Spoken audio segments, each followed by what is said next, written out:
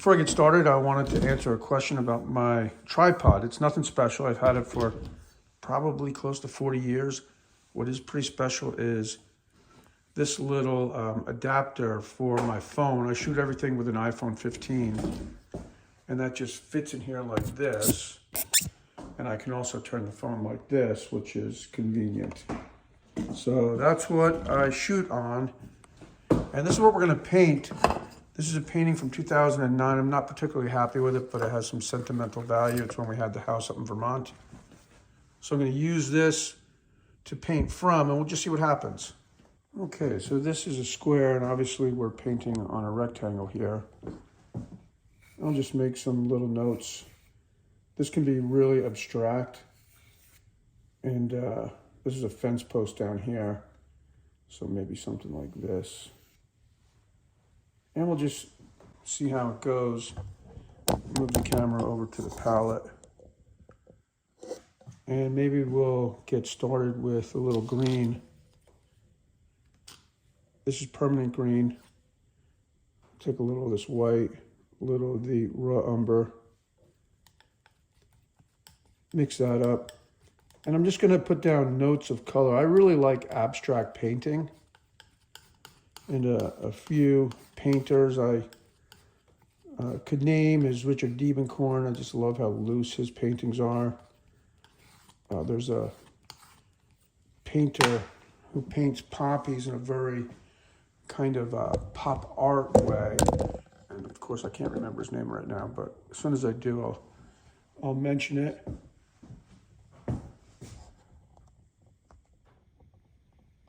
We can zoom in there and just put a little color down.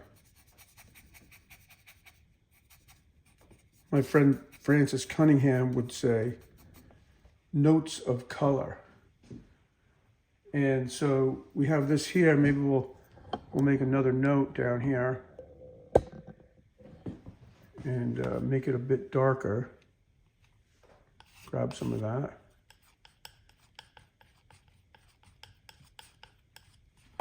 And maybe we'll just fool around with making these notes and see how that goes.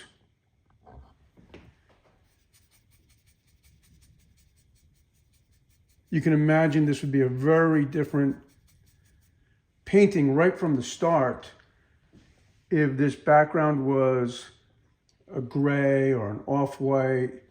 That's something to consider when you're making paintings. Maybe we'll make it a bit more green and add some more of this white up here.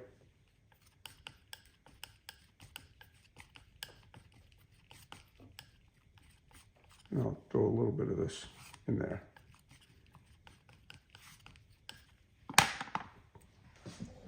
And I like to put a little paint thinner on my brush from time to time to just help the paint move around.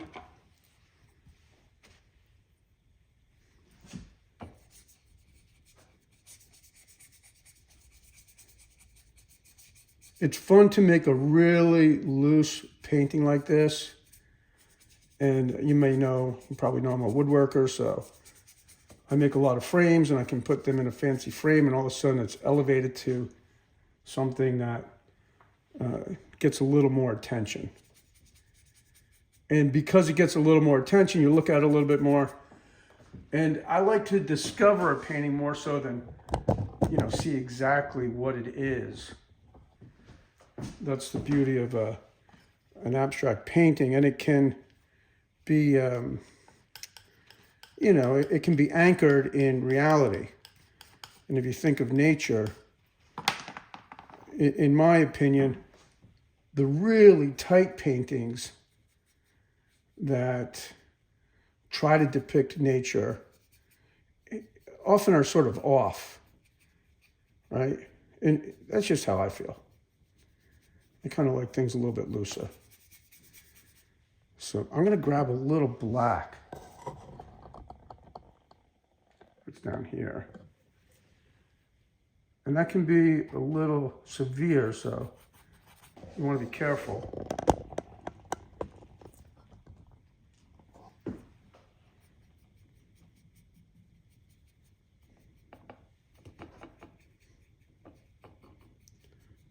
And throw a little more green in here. It'll be fun just to throw the colors of the poppies in there. And maybe we'll throw this gray fence. So this is a fence line right here. That's supposed to represent a fence. Like I said, don't really love this painting, but I think it may spur on some better paintings today, maybe, or sometime in the future. So let's get kind of a gray for that fence, which is basically weathered wood. There was an old split rail fence. If I can find a picture of it, I'll put it up. Maybe throw a little blue into there. Zoom in. Go all the way in. A little bit of this black, maybe.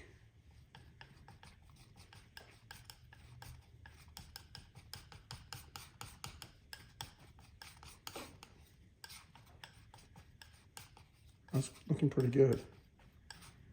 Maybe a little of the raw umber.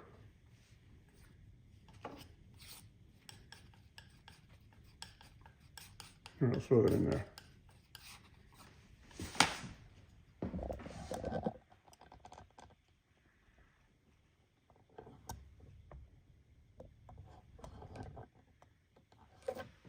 Let's see what we got here for a brush.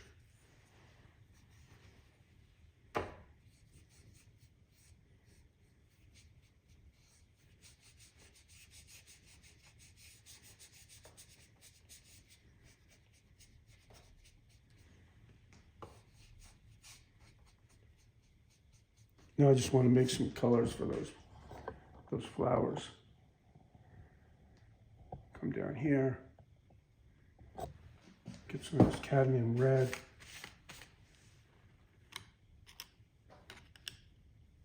Oops, that's a lot. That looks pretty good. I'll knock that down a little bit with some white.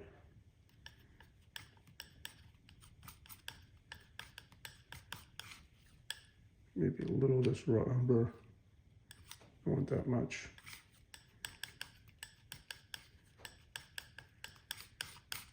All right, let's throw that on there.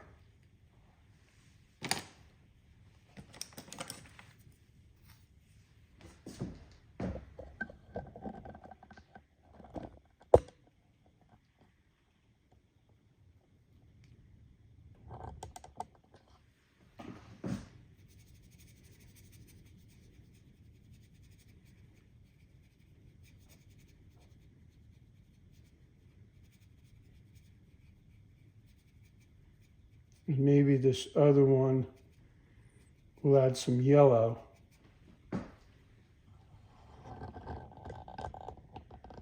Just grab some of the cadmium yellow that's over here.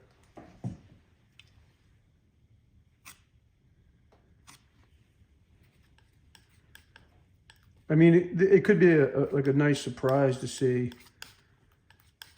what this sort of abstract landscape will look like once I put it in a frame. That's kind of what I like to do. I'll just make a really loose painting like this. I put it in a frame, put the frame on my mantle, and might have a glass of wine and just, like when I'm reading a book or something, look up at it from time to time, see what I think. That's kind of the test. If I can look at a painting for a while, it either gets worse or gets better. And if it gets worse, I just paint it again, or paint into it again. All right, let's throw this.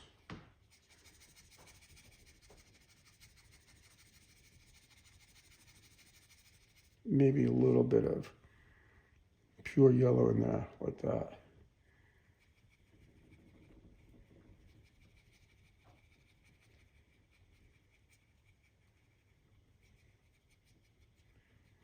And then we'll get like a pink one down below.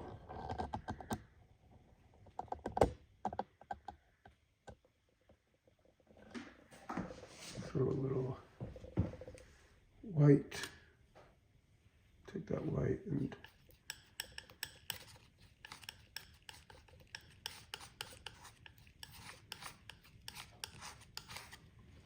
that up there.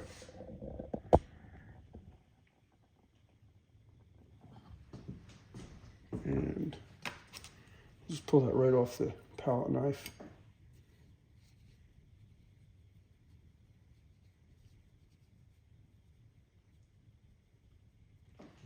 Maybe I'll just throw some of that pink in here. Kind of lightens it up a bit. And maybe we'll do another one. Maybe we'll do another red one right here. So I'll just grab some of that red that I already have mixed up. And I kind of liked the white better. Sort of the pinkish.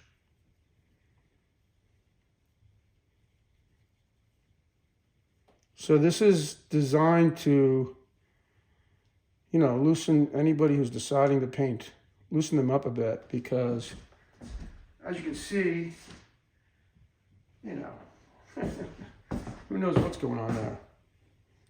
But it's just kind of fun to paint. So now I'm going to take some of these greens. You see what I have on here. Just throw it on here a little bit. Build this up.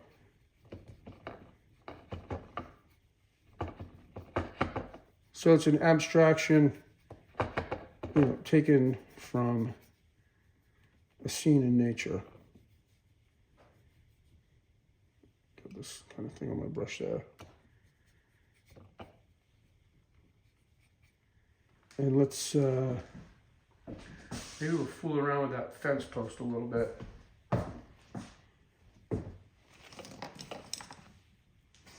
I don't really know what to do. Maybe some of that stuff that I mixed, and I'll just grab a little bit of like black.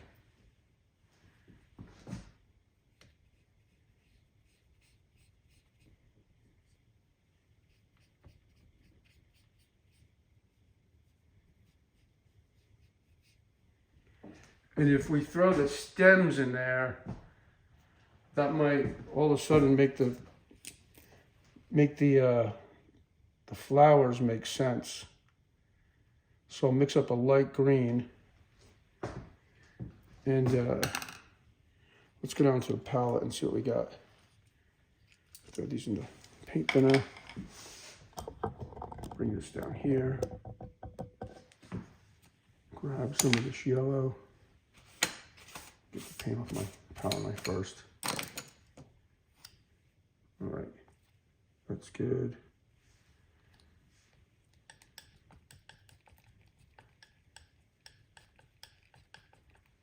I'll come in tight on that.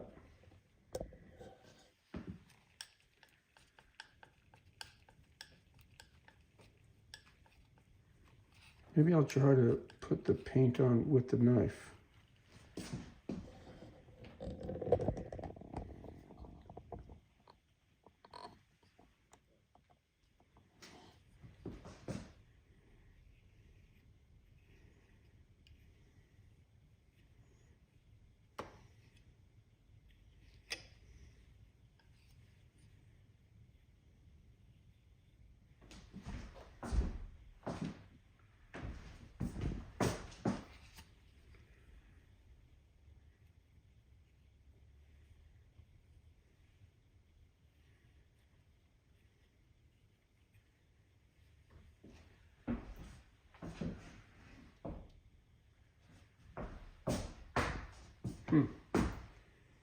I might throw just like a very dark green in here to try to create some space.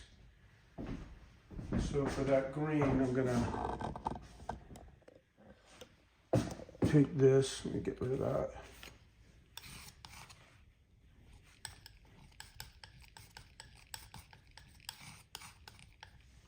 Some of this raw umber. We'll just brush that in.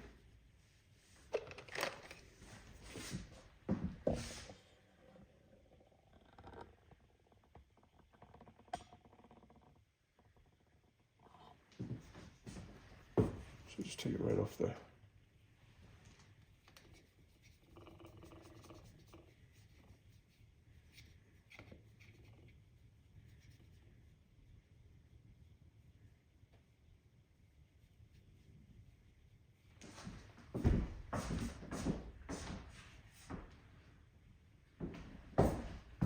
So we'll go ahead and put it in a frame, see what happens there.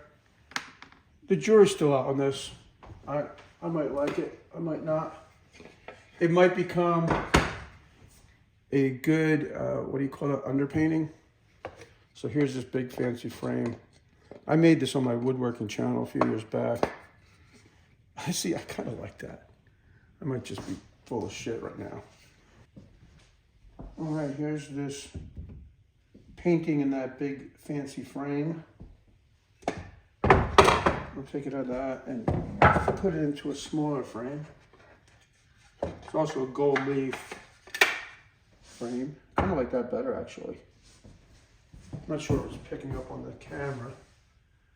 I kind of like that. And then here's a dark, this is a mahogany frame.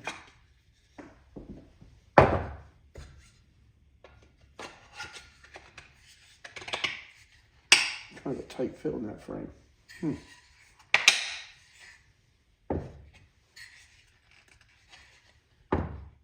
I can get it out of there. Let's see what it looks like.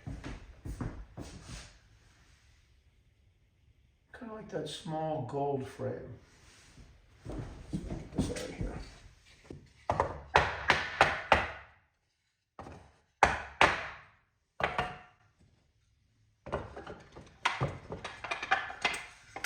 Yeah, I like this.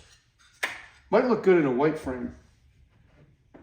Maybe we'll make a frame for this painting. If I decide to keep it, I'm going to look at it a bit more.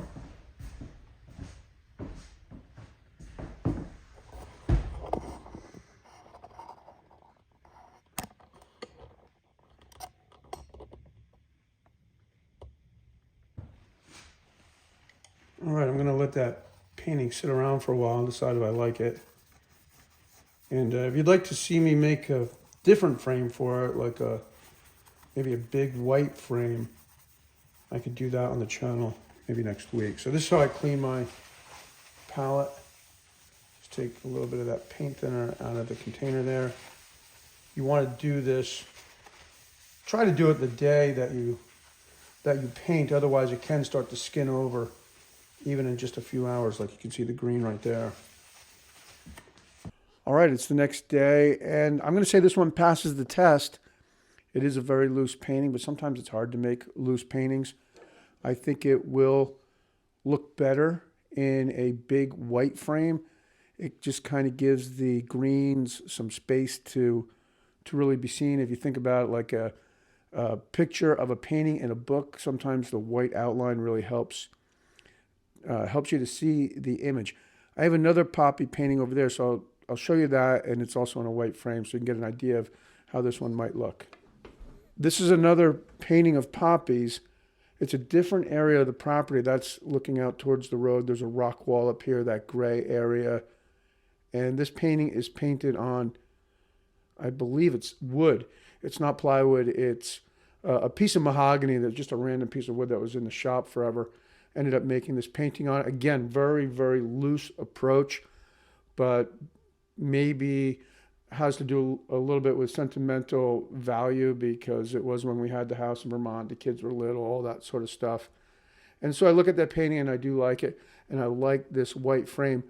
This, I think I have a video on how to make that frame, so if you are a woodworker, I'll try to find that and put a link in the description. So that just gives you an idea of how that other poppy painting will look. And down below it is a print of an egg chair, a famous chair. It's kind of an abstraction, again, in the white frame. And just if you're curious, this painting over here is epoxy on canvas and then lacquered. This painting is about 24 or 25 years old.